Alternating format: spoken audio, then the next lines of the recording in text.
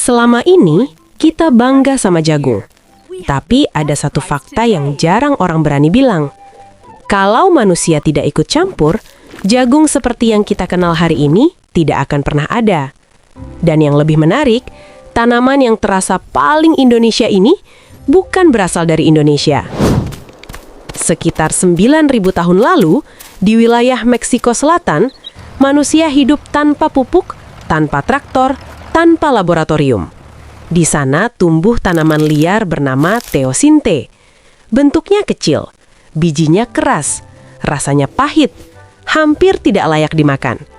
Tapi manusia melakukan satu hal yang terlihat sepele, memilih biji yang paling baik, lalu menanamnya kembali. Sekali, lalu lagi, selama ribuan tahun. Perlahan, tanaman itu berubah. Bijinya membesar, kulitnya melunak, rasanya mengenyangkan. Tanpa sadar, manusia sedang mengubah genetika tanaman itu.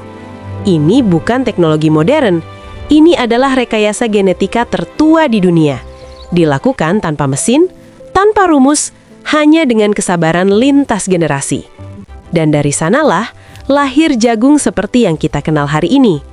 Jagung lalu menjadi tulang punggung peradaban besar seperti Maya, Aztec, dan Inka. Alasannya sederhana, satu ladang jagung bisa memberi makan banyak orang. Saat bangsa Eropa datang ke Amerika, mereka tidak hanya membawa pulang emas, tapi juga benih jagung. Sejak saat itu, jagung berkeliling dunia. Afrika, Eropa, Asia. Jagung berubah dari makanan lokal menjadi makanan global. Sekitar abad ke-16, jagung masuk ke Nusantara lewat jalur perdagangan, dibawa oleh Portugis dan Spanyol. Tanah kita subur, iklimnya cocok, jagung tumbuh cepat, diterima masyarakat. Di beberapa daerah, jagung bahkan menjadi makanan pokok, bukan sekedar pengganti nasi. Karena jagung tidak hanya ditanam, tapi diadaptasi, masuk ke dapur, masuk ke budaya, masuk ke kehidupan sehari-hari.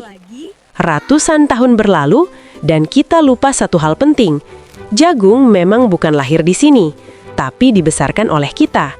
Dari rumput liar kecil, menjadi tanaman yang memberi makan dunia. Kisah jagung mengajarkan satu hal sederhana, yang bertahan lama bukan yang paling kuat, tapi yang paling mau berubah. Kalau jagung saja bisa berubah sejauh itu karena kesabaran, menurutmu, apa yang sedang kamu ubah dalam hidupmu hari ini? Follow untuk cerita sederhana yang diam-diam membentuk peradaban.